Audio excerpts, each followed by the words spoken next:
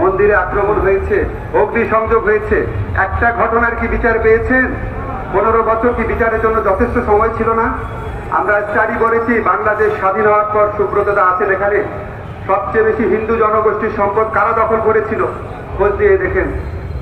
কাজে কারো কোনো, আপনাদের কাছে আমার কয়েকটা অনুরোধ আছে। একটা হচ্ছে, আপনারা কারো রাজনৈতিক খুঁটি হিসাবে ব্যবহৃত হবেন না। আপনারা স্বাধীন মানুষ, স্বাধীন জনগোষ্ঠী, সবার সাথে আপনাদের সমান অধিকার আছে।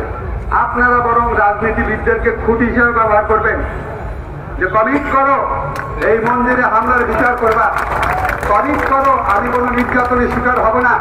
আপনারা তাদের ডিক্টেট করবেন, আওয়ামী লীগ আসুক, বিএনপি আসুক, আর যেই দলই আসুক। আপনারা সচেতন হচ্ছেন, এটা একটা আশার দিক। আপনাদের কাছে আমার আরেকটা অনুরোধ, প্লিজ একটু অন্যভাবে দিবেন না। যখন সংখ্যালঘু নির্যাতনের ঘটনা বাংলাদেশে বহু ঘটেছে, সব সরকারের আমলে ঘটেছে, আমার শুধু এক